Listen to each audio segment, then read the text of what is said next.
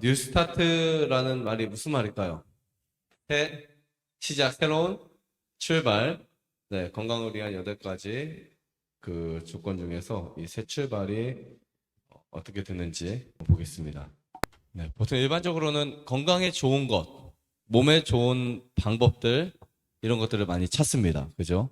그래서 우리가 돈을 주고, 예를 들면 아토피가 어떻게 낫는 것인지, 아니면 당뇨가 어떻게 낫는 것인지, 간에 뭐가 좋은지, 이런 것들을 돈 주고 찾아서 이제 사용합니다. 그리고 거기에 효과를 보면 다행이지만, 효과를 보지 않으면 또 어떤 방법을 선택하죠? 또 다른 방법을 계속해서 찾습니다. 근데 몸에 좋은 것을 찾는 것이 중요한 게 아니라, 제가 늘 입버릇처럼 하는 말이 몸에 해로운 것을 끊는다. 네, 해로운 것을 끊는다. 건강을 위한 방법이 있는 것이 아니라, 자, 무엇이 있다고요? 건강한 습관이 있는 것이다. 네. 건강을 위한 어떤 방법이 있는 게 아니에요. 건강한 습관이 있습니다. 깨끗한 공기, 햇빛, 절제, 휴식, 운동, 적당한 식사, 물의 사용, 하나님의 능력을 의지하는 것, 이것들은 참된 치료제이다. 모든 사람은 천연계 치유력에 대한 지식을 알고 그것을 적용하는 방법을 알아야 한다. 네, 이렇게 해서 우리가 우리 몸에 절대적으로 필요한 것들 있죠. 깨끗한 공기와 햇빛, 절제, 휴식, 운동, 적당한 식사, 물의 사용, 신뢰, 이런 것들을 이제 뉴스타트 혹은 8가지 건강 조건이라고 표현을 합니다.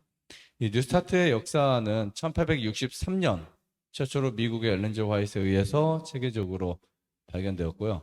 그리고 한 150년 가까이 이것이 확실하다는, 그리고 건강에 좋다는 검증을 받았습니다. 그래서 당시에는 미국에서 호주, 전 세계적으로 이렇게 퍼지기 전에 많은 사람들이 이해를 못했어요. 깨끗한 공기가 왜 좋아? 그죠? 네. 그 다음에 이렇게 고기 안 먹는 게 왜 좋아? 이런 생각을 했었죠. 당시에는. 그리고 실제로 햇빛이 건강에 좋은지, 물이 건강에 좋은지, 수치료가 왜 좋은지, 숟가루가 좋은지, 이런 거 정말 무지했습니다. 근데 1863년부터 고기를 끊어야 된다, 뭐를 먹지 말아야 된다, 무엇을 먹어야 된다, 이런 이야기들이 이제 생기면서 점점 사람들에게 채식에 대한 그 인식이 더 강해지기 시작했고요. 그리고 이제 자연치유센터의 필요성이 알려지기 시작했습니다. 이전에는 자연치유치료센터가 없었습니다. 그러다가 이제 미국에는 와일드우드나 유치파인이라든지 이렇게 아주 큰 자연 힐링 센터, 거기는 300명 막 이렇게 수용할 수 있는 그런 센터들이 생기면서 호주에 생기고, 이제 그때부터 이제 아본테 대학교라든지 어떤 대학교에서는 실제로 자연 치유에 대해서 가르쳐 주기 시작했고요. 그리고 이제 시간이 지나서 미국이 아니라 유럽 쪽, 그리고 동남아시아 쪽, 대한민국까지 이런 그 뉴스타트 자연 치유가 이제 퍼지기 시작했습니다. 그래서 지금은 어디를 가도 있습니다. 말레이시아나 중국이나 필리핀이나 일본이나 어느 나라를 가든 8가지 건강 원리를 가르치는 데가 있어요. 네, 물론 조금씩은 다를 수 있겠지만 근본적으로 거의 비슷한 내용을 가르치고 있습니다. 이 뉴스타트를 우리가 정리해서 보면, 이렇게 영어 뉴스타트의 그 앞자 대문자를 따서 영어로 이제 맞춰 본 거예요. 보니까 첫 번째 영양, nutrition, 두 번째 exercise, 운동, 세 번째 water, 그다음 네 번째 sunlight, 햇빛, 다섯 번째 temperance, 여섯 번째 공기, 그다음에 일곱 번째 휴식, 여덟 번째 신뢰, 이렇게 되어 있습니다. 근데 우리가 새 출발할 때 지금 8가지 이 조건이 정확하게 성립이 되셔야 돼요. 만약에 여러분들이 깨끗한 물을 마시는데 햇빛을 안 본다, 아니면 햇빛은 보는데 운동을 안 한다, 아니면 영양식, 건강식은 하는데 신뢰를 안 한다, 이러면 확실하게 치료가 될 수가 없습니다.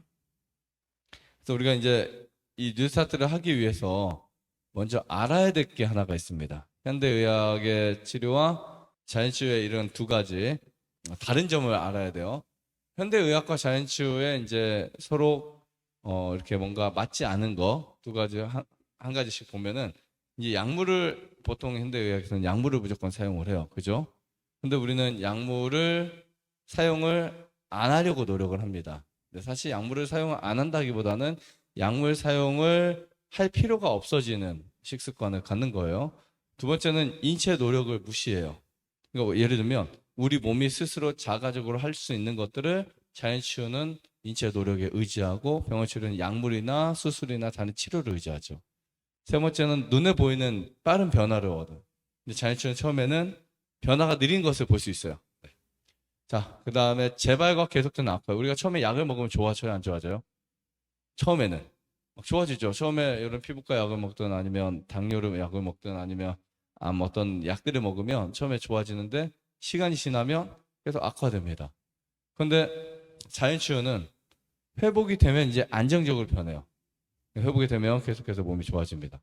그 다음에 생활에 대한 이상이 같아요. 근데 자연치유는 달라집니다. 예를 들면 앞으로 난 이런 삶을 살아갈 거야. 앞으로 나는 이런 가치관을 가질 거야. 라고 하는 추구하는 것이 달라집니다. 앞으로 나는 감사하며 살아갈 거야. 그렇죠. 그런 거 있죠. 나는 용서하며 살아갈 거야. 이런 것들이 달라집니다. 그 다음에 현대의학은 시간이 지날수록 질병, 통증에 대한 고통이 강해져요. 근데 자연치유는 통증이 점점 약해집니다. 이거는 거의 공통적으로 느끼는 거예요. 그리고 증상을 치료한다. 여기는 뭐를 치료한다? 원을 치료한다. 그 다음에 삶의 질을 하락시킨다. 삶의 질을 향상시킨다. 이렇게 볼 수 있습니다. 이 세상에 잘못된 정보를 보면 우리가 왜 이 8가지 정보를 확실하게 알아야 되냐면 이런 거 있습니다. 보조식품을 꼭 먹어야 된다. 그죠? 보조식품을 꼭 먹어야 된다. 아니면 뭔가 한 가지 음식 예를 들면 레몬이 좋으면 레몬만 그냥 계속 먹는다. 아니면 뭔가 나에게 내 신장을 고칠 수 있다면 난 이것을 그냥 뭐 한 달이든 10달이든 계속 먹습니다. 이런 것들. 그리고 요법적 중심. 뭔가 요법을 해야 내 마음이 편한 거예요. 요법을 해야. 뜸을 뜨든지 아니면 찜질방에 가든지 어떤 요법들을 해야 마음이 편한 그런 인식을 계속 받습니다. 다음 영양 불균형을 이렇게 이루는 자연치유가 있어요. 자연치유를 하는데 병원에 가보면 비타민이 부족하거나 아니 몸에 여러 가지가 부족한 현상을 경험하는 분들이 있어요. 왜냐하면 자연치유를 정상적으로 하지 않았어요. 영양에 대한 불균형이 온 겁니다. 언제 오냐면 같은 음식을 계속 반복해서 먹을 때. 그리고 이제 단순하게 먹는다고 가짓수를 별로 먹지 않을 때. 그래서 올바른 정보를 우리가 알아야 돼요. 그 다음에 극단적 생활을 할 수 있어요. 어떤 생활을 할 수 있냐면 어싱이 좋다고 해서 어싱만 많이 할 수 있고 혹은 또 뭔가 운동이 좋다고 해서 운동을 너무 많이 할 수 있습니다. 이런 부분들. 그래서 뉴스타트에는 뭐가 필요하냐면 균형이 필요합니다. 그래서 균형을 제가 이렇게 나눠봤습니다. 어떤 균형이 필요할까? 운동과 휴식과 영양과 절제 이런 균형이 필요하고 실내, 햇빛, 물, 공기 이런 균형이 맞춰져요. 내가 만약에 운동을 했으면 반드시 쉼을 쉬어야 되고요. 햇빛을 쬐면서 우리는 실내를 해야 되고요. 물을 마시면서 감사해야 되겠죠. 물론 다 필요하겠지만 이러한 여러분들의 어떤 균형들이 꼭 맞춰져 있습니다. 여기에서도 역시 치우치면 안 돼요. 나는 물이 좋으니까 물만 많이 마신다? 안 되고 운동이 좋으니까 운동만 많이 한다? 안 됩니다. 치우치지 않게. 이런 것들을 적절하게 잘 하는 사람이 내 몸이 훨씬 더 건강합니다. 자, 뉴스타트 우리 8가지 건강 조건에서 첫 번째는 영양과 건강인데요. 건강에서 가장 중요한 파트를 차지하는 것이 바로 이 먹는 것입니다. 먹는 거. 우리의 먹거리가 어떤 것이어야 될지 여러분들 선택을 하셔야 되는데 가장 중요한 것은 우리가 기본적인 뼈대가 뭐냐면 채식을 할 것인지 육식을 할 것인지를 선택하는 거예요. 그래서 여러분들의 근력과 칼로리 또 에너지를 만들어내는 그 기본 영양소를 어디에서 섭취할 것인가? 우유나 계란이나 아니면 그 고기에서 선택할 것인가? 아니면 현미나 채식에서 선택할 것인가? 이렇게 여러분 선택하셔야 됩니다. 근데 육식과 채식은 사실 여러분들이 조금만 공부하시면 무엇이 맞는지를 충분히 이해할 수 있어요. 그래서 채식이 인간의 몸에 맞는 것인지 아니면 육식이 인간의 몸에 맞는 것인지는 여러분들이 조금만 공부하시면 충분히 알 수 있고요. 그 다음에 두 번째 보시면 영양학에 대한 이해가 좀 필요합니다. 사실 그래야 이 첫 번째 채식과 육식에 대한 잘못된 부분들, 올바른 부분들을 찾을 수가 있어요. 영양학에 대해서 공부해요. 우리가 영양학을 사실 공부하려면 우리 몸의 구조를 알아야 되겠죠. 어떤 음식을 먹어야 그것이 흡수되고 또 소화되면서 우리 몸의 한 일부가 될 수 있는지 이 부분을 만들 수 있는 그 중심이 사실은 정말 중요하다고 생각이 돼요. 그러면 우리 위장에서 위의 산에 따라서 음식의 섭취 종류가 달라질 수 있겠죠. 되게 민감합니다. 위 산의 구조가 우리는 곡식 이상을 섭취하면 안 되게 돼 있어요. 근데 짐승들은 보통 개나 고양이나 사자는 사람보다 훨씬 강한 산을 가지고 있어요. 무려 10배나 강한 산을 갖고 있습니다. 그러니까 얘네들은 고기가 들어와도 그것을 다 소화 처리할 수 있어요. 근데 사람은 그것을 처리하지 못합니다. 사람의 타액도 마찬가지예요. 그리고 사람의 소화액의 모든 부분들이 고기에 맞춰져 있지 않고요. 채식에 맞춰져 있어요. 그 다음에 더 중요한 것은 사람 음식을 씹어 먹을 수 있는 어금니가 많아요. 그러면 우리는 녹말성 곡식을 먹어야 된다는 뜻이기도 합니다. 그것뿐만이 아니에요. 어쨌든 우리 몸에서 이 췌장 같은 경우 췌장에서는 효소를 만들어내는 곳인데 고기를 먹게 되면 췌장이 자기가 만들어내는 효소의 양 훨씬 이상을 만들어내야 돼요. 그러면 어떻게 될까요? 췌장이 네, 문제가 되겠죠. 췌장이 엄청 커집니다. 췌장의 크기가 현재 있는 것보다 훨씬 커져요. 췌장이 커지면 염증이 많이 생긴다고요. 암이 많이 생길 수 있어요. 그래서 이런 부분도 우리가 이해해야 할 필요 중에 하나입니다. 그리고 사람이 이제 음식을 먹을 때 그 음식이 위에서 다 소화되는 게 아니거든요. 사람은. 그래서 장까지 내려가야 되는데 이미 위에서 처리할 수 있는 이상의 음식을 넣어버리면 위에서는 정상적 소화가 되지 않습니다. 근데 우리가 이제 포만감이라고 느끼려고 한다면 이 포만감은 타액과 비례해요. 근데 고기를 먹을 때보다는 우리가 곡식을 씹어 먹을 때 포만감이 훨씬 더 많이 느껴질 수 있습니다. 영양학적 이해 같은 경우는 여러분들이 칼로리를 만드는 영양소가 무엇인지, 그 다음에 우리 몸에 면역을 담당하는 영양소가 무엇인지, 그 다음에 세균을 처리하는 영양소가 무엇인지, 단백질을 합성시키는 영양소가 무엇인지 이런 것들을 좀씩 공부하셔야 됩니다. 따로 우리가 시간 되면 영양학 공부할 텐데 예를 들면 탄수화물, 단백질, 지질은 보통 칼로리를 만들어요. 근데 미네랄은 칼로리를 만들어내지 않습니다. 이런 부분들을 우리가 공부하면서 어떤 것으로 가지고 내가 열량을 만들 것인지를 결정하셔야 돼요. 결정 하나마나 우리가 몸이 결정하겠죠. 먹기만 하면. 그런데 인식을 하셔야 돼요. 왜냐하면 똑같은 칼로리를 지방도 만들 수 있고 단백질도 만들 수 있고 탄수화물도 만들어요. 그런데 우리는 어디에서 섭취해야 될까? 어디에서 가장 많은 걸 섭취해야 될까? 이런 것들을 여러분 선택하셔야 된다고요. 예를 들면 탄수화물에서 선택해야 되겠죠. 탄수화물을 선택해야 우리가 지방을 섭취했을 때 문제를 막을 수 있습니다. 지방은 1g당 9칼로리를 만들고요. 탄수화물은 1g당 4칼로리를 만들어요. 근데 지방을 먹으면 훨씬 적게 먹을 수 있겠지만 우리 몸에서 처리하는 그 문제는 훨씬 더 커집니다.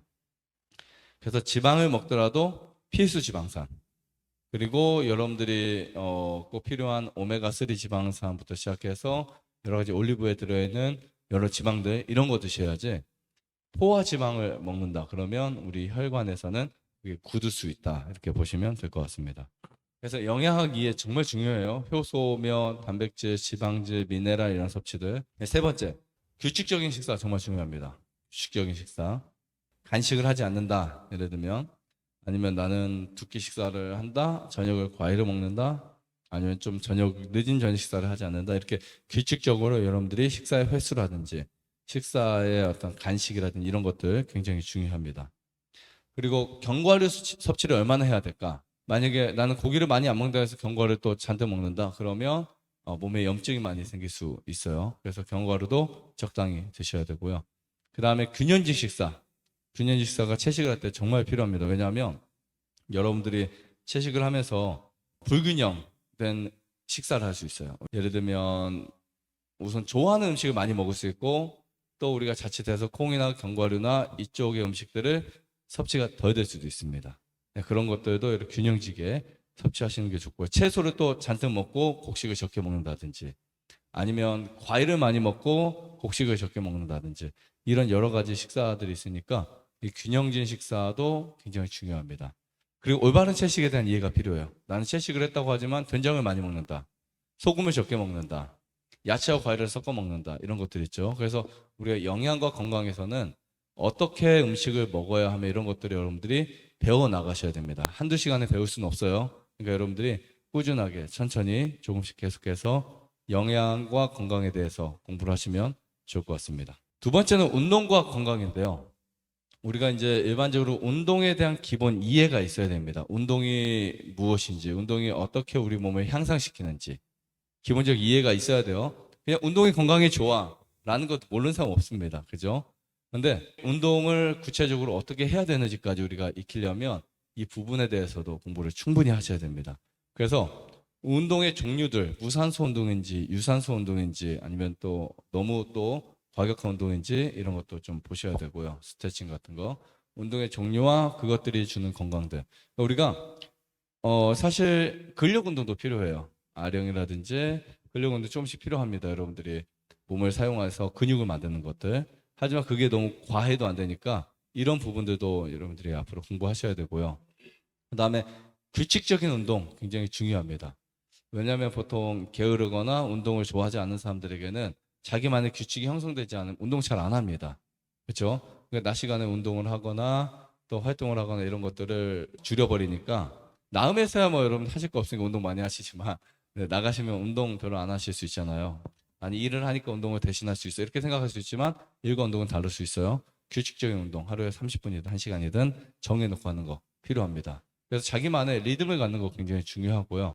운동은 저강도에서 고강도로 하셔야 돼요. 처음부터 고강도로 하시면 안 됩니다. 처음에는 강도가 낮게 시작하고 적은 시간을 사용하다가 점점 늘렸다가 그냥 다시 이제 쉼이 필요해요. 아까 제가 리스타트 말씀드렸잖아요.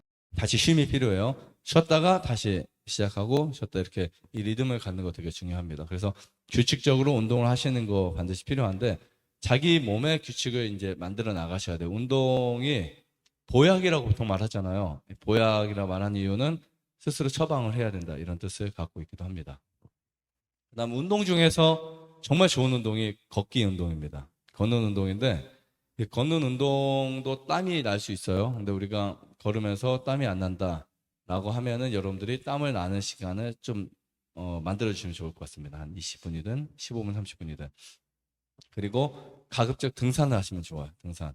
산을 오르는 게 무릎에 문제가 이렇게 있는 분들도 있겠지만 강도 있는 운동, 좀 이렇게 오를 수 있는 운동 이런 것들을 하시면 어디에 유익이 되냐면 지구력 그리고 의지 이런 부분에 굉장히 큰 도움이 됩니다. 그래서 운동을 하실 때는 여러분들이 반드시 조금 어렵다라고 생각되는 운동들 골라서 하셔야 됩니다. 그냥 편하게 산책만 다녀오시면 큰 효과가 없을 수 있어요. 네. 산책만 다니시는 것보단 약간의 경사를 다니시는 것도 좋고 나는 너무 높은 데는 가기 힘들어 하는 분들은 낮은 곳을 선택하셔서 업앤다운식으로 100m 올라갔다가 80m 내려오고 그다음에 90m 올라갔다가 50m 내려오고 이렇게 해서 뒷산만 해도 충분히 하실 수 있으니까 그렇게 운동하시는 것도 나쁘지 않습니다. 멀리 가기 무서운 분들 그렇게 하시면 되고요. 그다음에 스트레칭 같은 경우는 몸의 유연성을 굉장히 줍니다. 그래서 여러분들이 특히 아침 시간에 운동을 하기 전이나 아니면 좀 여러분들 과격한 운동이나 혹은 또 이렇게 그 등산 같은 거 하시기 전에는 반드시 스트레칭을 해주시면 좋습니다. 어렸을 때는 몸이 굳어있지 않으니까 큰 문제가 없는데 이게 40대, 50대 이렇게 지날수록 점점 몸이 굳어지잖아요. 그때 안 하면 부상의 위험이 굉장히 큽니다. 그래서 실제로 10대 아이들도 스트레칭을 하고 안 하고의 차이가 엄청나지만 40대, 50대는 더 큽니다. 그러니까 10대보다 사실 더 커요.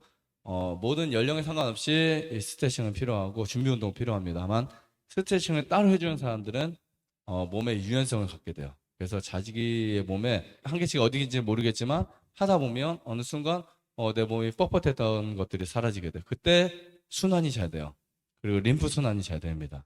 림프 순환이 잘 되면 우리 몸에서 하루에 한 500에서 1kg 정도 만들어지는 쓰레기가 림프에 들어가거든요. 그것들이 처리가 될 수 있습니다. 자, 그 다음에 운동을 통해서 우리 몸에 변화가 오겠죠. 폐나 심장이나 근육의 변화가 옵니다. 특히 폐는 폐활량이 커질 것이고 심장은 심 기능이 강해지고 근육은 발달됩니다. 이렇게 돼서 면역에 관련된 놀라운 힘이 생기죠. 자, 그 다음에 우리가 물을 많이 마시라는 말을 듣는데요. 디톡스를 할 때 물을 충분히 마셔야 됩니다.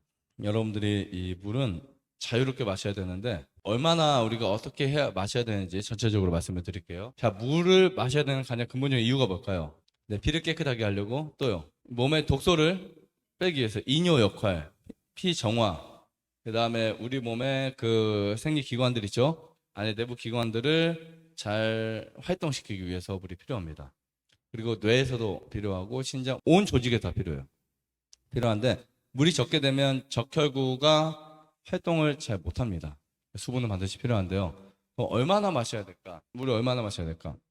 사람마다 다 다른데 기본을 말씀드리면 체중 1kg당 30ml 정도 됩니다. 기본. 그럼 우리가 이제 야채도 먹고 과일도 먹고 수분을 섭취하니까 이 계산하기 참 애매하잖아요. 근데 제가 말씀드린 기본 양은 여러분들이 최소로 마셔야 되는 양이 체중 1kg당 30ml를 드시면 그래도 물이 좀 남게 되면 남은 양은 배출이 돼버리니까 오히려 상관이 없어요. 그러면 만약에 내 체중이 50kg 나간다 그러면 1.5리터 드시면 돼요. 40kg 1.2, 그다음에 내가 80kg 나간다 그러면 2.4리터 이렇게 드시면 되는데, 자, 여기서 중요한 것은 우리 몸을 구성하는 우리 몸의 조직을 이렇게 담당하는 기본적인 물량이 있지만 여러분들이 만약에 염증이 있다 그러면 여기에 곱하기 뭐 0.5나 1 정도 충분히 드셔야 돼요. 내가 감기에 걸렸다 아니면 열이 있다 혹은 또 몸속에 어떤 염증이 있다 하시면 충분한 양의 물을 드셔야 됩니다. 근데 물을 많이 마셨을 때 문제가 뭔지 아세요? 어떤 문제가 생길까요? 화장실 자주 간다. 신장이 나빠질 수 있습니다. 물을 너무 많이 마시게 되면 신장이 부하가 생길 수 있어요. 그래서 물 많이 마실 때 주의해야 될 것은 한 번에 많이 마시는 것을 피한다. 내가 하루에 만약에 물을 2, 3리터 마시는데 신장이 무리를 안 주려면 한꺼번에 500cc 이렇게 마시는 거 피하셔야 됩니다. 그리고 또 한 가지는 물량을 늘리잖아요. 그러면 반드시 소금량을 좀 늘려주셔야 돼요. 그래야 신장이 무리가 안 가요. 그리고 우리 소화관이나 다른 기관들에 문제가 생기지 않습니다. 그리고 물을 많이 마셨을 때 또 문제점 중에 하나는 몸이 차가워질 수 있어요. 몸이. 네, 차가워질 수 있기 때문에 여러분들이 너무 필요 이상의 물을 또 많이 마시면 안 되지만 내가 물을 많이 마실 때는 무엇을 먹어야 된다? 소금을 반드시 먹어야 된다. 이렇게 보시면 될 것 같습니다. 그리고 물의 종류와 선택할 수 있는 방법들 여러분들에게 말씀드린다면 물은 일반적으로 pH가 굉장히 중요합니다. 이 pH가 떨어져 있는 것보다는 약 알칼리가 가장 좋아요. 근데 이 약 알칼리를 만들어내기 위해서 어떤 기계로 그냥 아무 물질이 없는데 물만 알칼리로 만들어내는 물이 있고 또 알칼리의 조건을 만들 수 있는 게 있습니다. 뭘까요? 미네랄이 있는 물. 네. 미네랄 소금을 합쳐도 약 알칼리수가 될 수 있어요. 근데 만약에 진짜 내가 주위에 물이 없어. 그러면 소금은 있는데 정수기물 떠서 소금 넣으면 약 알칼리가 될 수 있어요. 네, 정말 신기하게 약 알칼리가 돼서 보통 정수기의 pH가 7 이하였던 것이 7.4, 7.5 막 이렇게 될 수 있어요. 그것도 좋은 방법 중에 하나인데 내가 하루 종일 물을 마실 때마다 소금을 다 넣어 마실 수는 없잖아요. 그죠? 나트륨이 많아질 수 있겠죠. 근데 나트륨 말고도 물은 70종의 이상의 미네랄이 담아져 있습니다. 그래서 지하수라든지 또 생수라든지 여러 가지 여러분들이 미네랄이 많은 물을 선택하시면 pH가 올라가 있는 것을 확인할 수 있습니다. 그러면 만약에 미네랄이 들어있다라고 하면 나트륨도 미네랄이긴 한데 나트륨 외에 다른 미네랄이 들어있다 그러면 물 속에 뭐가 올라가요? 산도가 올라가겠죠, 당연히. 그런 물을 마셔야 됩니다. 그리고 조건 중에 하나가 물은 반드시 부드러운 물, 그리고 물 분자가 작은 물을 드셔야 됩니다. 그래야 우리 몸의 세포가 물을 어떻게 할 수 있다? 네, 흡수할 수가 있어요. 근데 정수기물은 아까 pH가 낮다고 말씀드렸었어요. 네, 그러니까 우리가 증류수나 정수기물은 pH가 낮거나 중성이거나 밑에 이렇게 내려 있으면 몸을 산성화시킬 수 있습니다. 미네랄 부족 현상을 가져올 수 있어요. 그리고 언제 마셔야 될까? 네, 식사 전에 마셔야 됩니다. 강의 들으면서 마셔도 돼요. 그리고 밥 먹기 30분 전에, 늦어도 5분 전에까지는 드셔야 됩니다. 아니면 나는 밥 먹으면서 먹을 것 같다라고 하시면 밥 먹기 바로 전이라도 드셔야 돼요. 네, 그래서 여러분들이 이 몸속에 음식이 들어와서 위액이나 소화액과 물이 섞이지 않도록 해주셔야 돼요.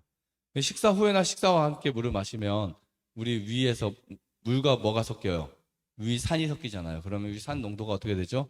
위산 농도가 묽어질 수밖에 없어요. 정상적 소화가 안 됩니다. 그래서 식사 전에 마시고 식사 후 2시간 있다가 마시는 거, 2시간 내지 3시간 후에 마시는 물이 우리에게 가장 필요하다라고 보시면 되고요. 당연히 목마를 때 마셔야 되겠죠. 만약에 여러분들 식사를 하셨는데 목이 너무 말라요. 그러면 안 먹는 것보다는 그래도 마시는 게 낫습니다. 왜냐하면 물 부족 현상보다는. 그래서 식사를 할 때 자극적인 식사를 하면 안 되는 거예요. 우리가 뭔가 기름진 식사를 하거나 식후에 물이 당길 만한 식사를 하게 되면 조직이 망가집니다. 그래서 우리가 이제 보통 식사와 함께 물을 마시거나 아니면 식사 직후에 물을 마시거나 아니면 물을 너무 차갑게 마신다. 이런 물들이 독이 될 수 있습니다. 찬물 같은 경우는 물을 마시자마자 위의 온도가 뚝 떨어져요. 그래서 온도가 다시 올라올 때까지는 시간이 필요하거든요. 그때 음식을 먹으면 체하는 거죠. 그래서 차가운 물은 좋지 않고, 만약에 식사 후에 막 그 냉수를 마셨다, 식사 후에, 그러면 위장의 온도가 떨어지면서 위에 있는 음식물이 소화가 잘 안 되겠죠. 이런 거 주의하셔야 됩니다. 그리고 뜨거운 물도 안 좋아요. 너무 뜨거운 물. 뜨거운 물 같은 경우는 우리가 뜨거운 물을 마실 때 그 식도가 굉장히 손상당할 수 있어요. 그러니까 입이나 혀보다 식도가 더 훨씬 더 민감해요. 그리고 훨씬 더 약합니다. 그래서 이쪽에서 우리가 따끈한 물을 이렇게 후 불면서 마시잖아요. 식도 주위에 아주 약한 화상이 입을 수 있어요. 그러면 만약에 여러분들이 위에서 위산이 역류한다. 그러면 그쪽에 염증이나 암을 발생할 수 있습니다. 그래서 식도암에 걸린 분들의 아주 많은 분들이 커피나 차를 좋아하시는 분들이 걸린다고 볼 수 있습니다. 그러면 물이 약이 될 수 있는 거, 보통 물은 아침 시간 있죠. 잠을 자고 일어나서 아침에 먹는 물이 가장 정말 좋아요. 그때 여러분들 물을 많이 마시면 노폐물이 굉장히 빨리 처리되고 오늘 소화액을 만들어내는 가장 기본 재료가 될 수 있습니다. 사실 물론 소화액이 다 음식에서 만들어지지만 가장 기본 재료가 물입니다. 왜냐하면 전부가 거의 수분이니까. 하루에 소화액이 나오는 양이 8리터가 됐다고요. 어쨌든 아침에 일어나자마자 이제 물을 식사하기 전에 마시면 좋은데 적어도 500cc에서 1리터 가까이 마셔도 됩니다. 1리터. 그래서 물을 잘 마시는 분은 1리터 마실 수 있고요. 잘 못 마시는 분들은 한 400, 500까지는 무조건 마셔야 돼요.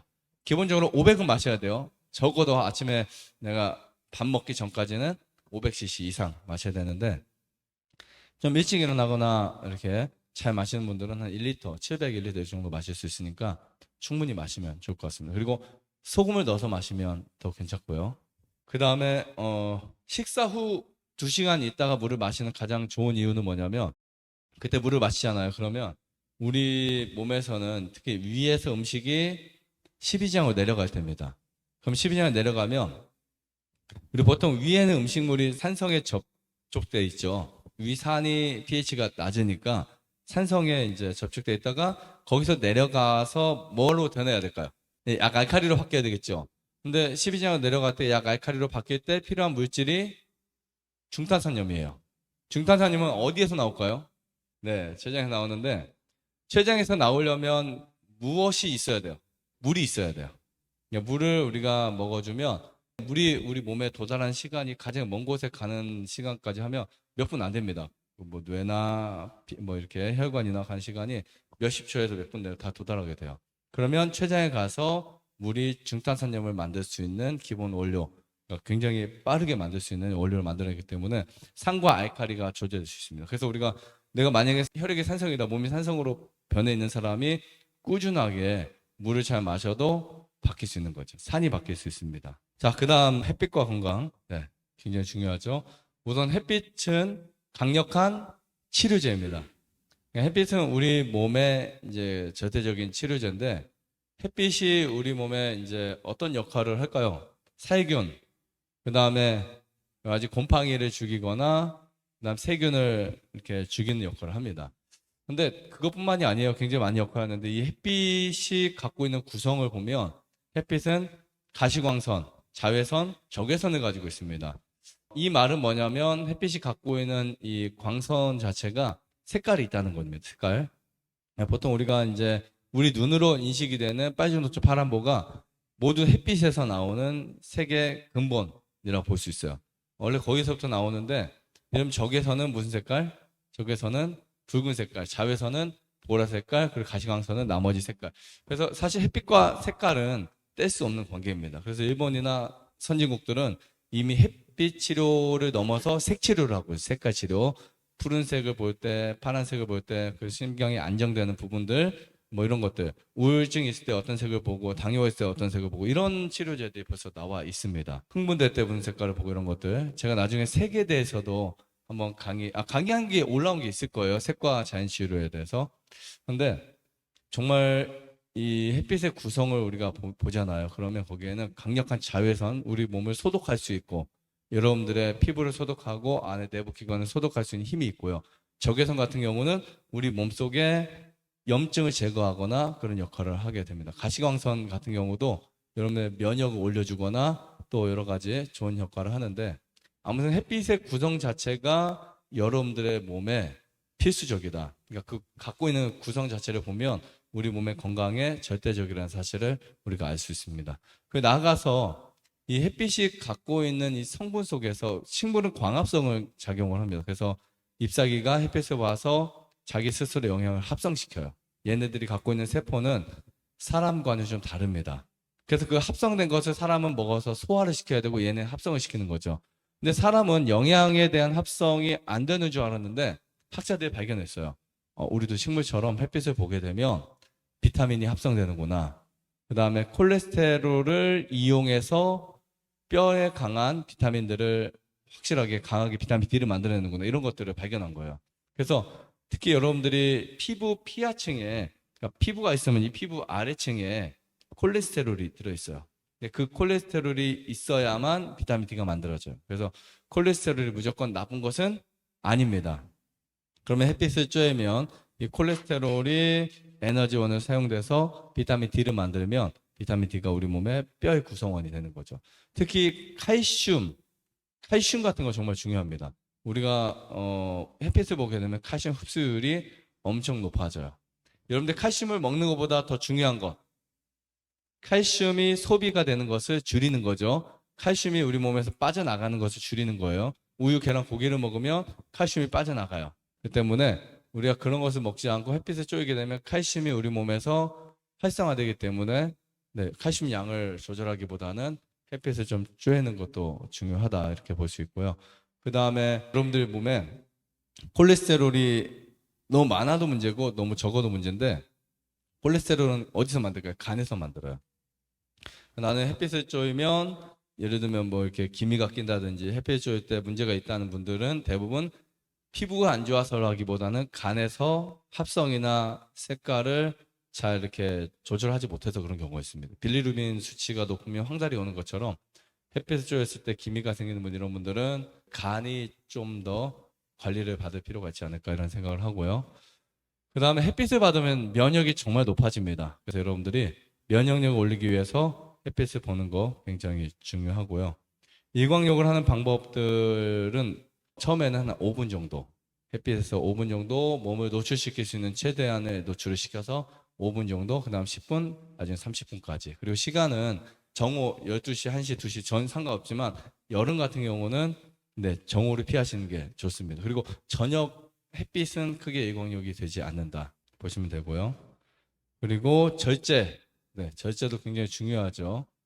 절제가 왜 중요하냐면 대부분의 질병은 부절제에서 왔다 이렇게 보시면 될 것 같습니다. 자, 질병이 어디서 왔다고요? 부절제. 우리가 먹고 싶은 거 먹고 하고 싶은 거 하고 절제하지 못하는 데서 질병이 왔어요. 근데 어떤 거 절제해야 될까? 가장 중요한 게 음식, 먹는 먹거리, 그 다음에 또 과로 이런 것들 절제하셔야 되는데 우리가 도시에 살면 그 삶 자체가 부절제한 삶으로 연결되는 경우가 많습니다. 안 해야 될 것도 하게 되고 그냥 해야 되는 걸 더 많이 하게 되고 그리고 필요 없는 것도 하게 되는 그런 삶을 살게 되죠. 그래서 도시에서 우리가 살면서 절제하는 것은 그렇게 쉽지 않은 문제입니다. 유혹도 많고요. 그리고 지나가다 보면 치킨 냄새도 많이 나고 빵 냄새도 많이 나고 그러니까 할 때마다 우리가 유혹을 정말 많이 받죠. 그게 쉽지 않습니다. 나중에 무너지기가 되게 쉬워요. 그리고 과로를 하거나 과식을 하게 되면 우리 조직이 굉장히 빠르게 망가집니다. 그래서 여러분들이 과한 것들은 피하셔야 되는데 특히 과로나 과식 두 개 다 만만치 않게 나빠요. 과식도 정말 나쁩니다. 그러니까 여러분들이 아무리 좋은 음식도 과식을 하게 되면 인체가 망가진다. 몸의 건강이 망가진다라고 보시면 될 것 같습니다. 전자파도 문제예요. 여러분 전자파 많이 사용하시죠? 그러니까 우리가 전자파가 다 나쁜 건 아닌데 그 파장 중에 나쁜 선이 있습니다. 예를 들면 휴대폰을 사용할 때 블루스크린 거기 나오는 물질들 굉장히 해롭습니다. 특히 심지어 어떤 것들은 뇌를 망가뜨려요. 그리고 여성의 생식기 조직을 망가뜨립니다. 그래서 아이를 낳을 수 있는데도 못 나게 만드는 것 중에 하나가 또 전자파일 수 있고요. 염증을 많이 만들고 이유 없이 몸이 안 좋아요. 전자파 정말 해롭습니다. 근데 사람들 생각에는 뭐 다 쓰는데 이게 얼마나 나쁠까? 정말 나쁩니다. 예전에 두 분이 오셨는데 한 분은 스마트폰을 갖고 오셨고 한 분은 투지폰을 갖고 오셨어요. 근데 이 일반 폰을 갖고 오신 분은 핸드폰 거의 안 하거든요. 근데 두 분이 제가 이렇게 비교를 해봤어요. 근데 스마트폰 갖고 온 분이 훨씬 덜 심했고 그 폴더폰 갖고 온 분이 훨씬 심했는데 근데 정말 휴대폰을 많이 사용 안 하다 보니까 암이 정말 빨리 낫는 거예요. 내 스마트폰 갖고 오신 분은 매일 검색하고, 그죠? 어떤 음식이 좋을지, 어떤 게 좋을지 검색 정말 많이 하는데, 이분은 그냥 핸드폰 집어넣고 그냥 산책 갔다 오시고, 핸드폰은 단지 통화하는 수준 이상도 이하도 없는 그 정도. 하루에 한두 통화, 몇 통화 안 합니다. 근데 정말 회복이 빨리 됐어요. 근데 우리는 휴대폰 정말 많이 사용하잖아요. 이 자체가 이게 뉴스타트 건강 원칙에서 맞지 않다. 여러분들이 정말 내가 말기암이다라고 하는 분들일수록 휴대폰 사용은 최대한 하지 않는다. 충분히 안 할 수 있습니다. 나는 그냥 하루에 휴대폰 사용하지 않으면 되죠. 네. 그러니까 이런 부분들 굉장히 중요하고요. 특히 전자레인지나 전기로 되는 물질들 굉장히 나쁜 것들 많이 있으니까 주의하시면 좋을 것 같습니다. 그리고 스트레스도 정말 안 좋고요. 스트레스 같은 경우도 우리 몸의 신경의 변화, 호르몬의 변화, 또 여러 가지 근육의 변화를 가져오게 됩니다.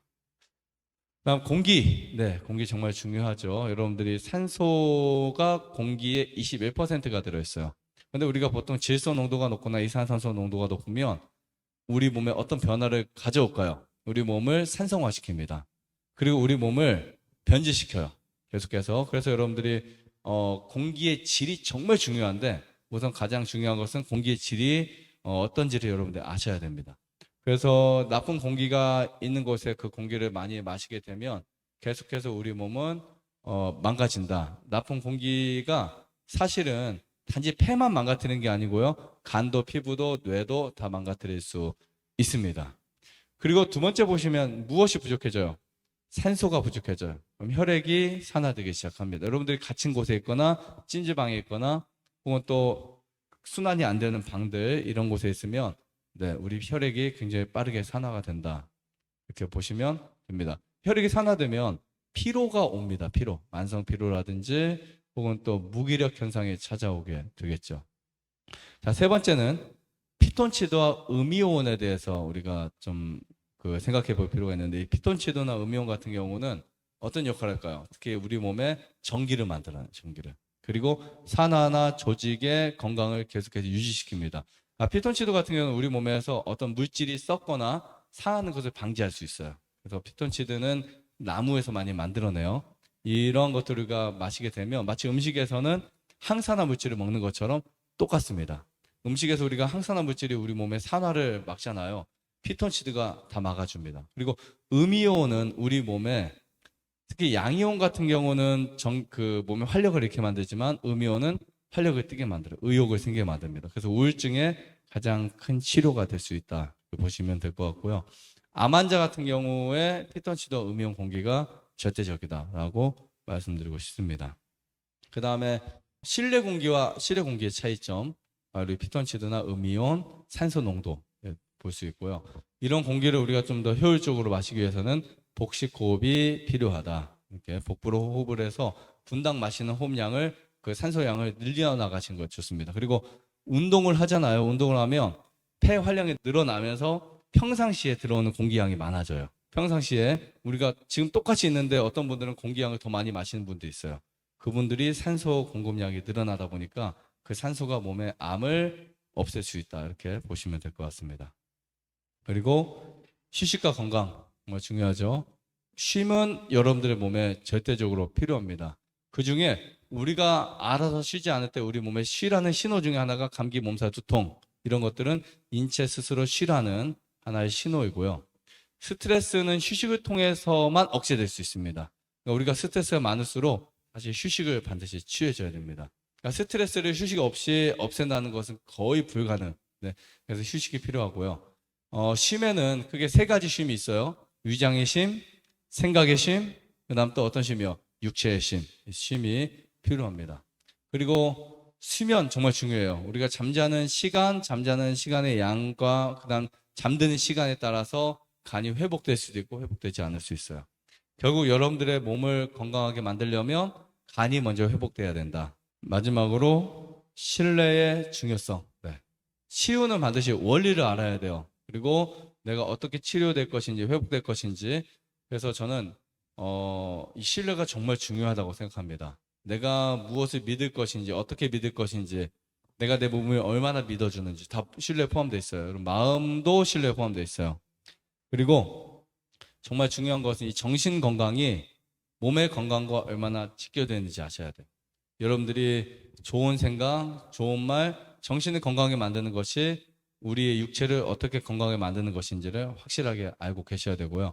그다음 호르몬과 건강에 대한 부분도 보면 사실 우리가 이 호르몬 자체가 우리 몸을 지배할 수 있습니다. 그래서 결국은 우리가 어떤 마음을 먹냐에 따라서 어떤 호르몬이 얼마나 나오고 그것이 우리 몸을 지배하는 힘이 강해질 수 있다라고 볼 수 있고요. 사랑과 힘 굉장히 중요합니다. 우리 사랑이라고 하는 부분, 사람에게 있어서는 이 외부에서 우리가 얻어질 수 있는 것 중에 가장 좋은 게 사랑이래요. 이 에너지가 사람의 병을 통제할 수 있고 회복시킬 수 있다고 볼 수 있는데 우리가 사랑을 하거나 사랑을 받게 될 때 우리 몸은 유전자가 살아나고 몸이 회복될 수밖에 없는 구조로 되어 있습니다. 그래서 내가 뭔가 사랑을 받고 있다고 생각할 때 그때 우리 몸이 회복이 되기 시작합니다. 그래서 마음속에 항상 그런 마음 있잖아요. 누군가 나를 미워하고 있다라고 생각되거나 내가 누군가를 미워할 때는 치료가 안 됩니다. 실제로 몸에 회복이 일어날 수가 없어요. 절대 아무리 좋은 음식 먹어도 절대 회복이 일어나지 않기 때문에 여러분들은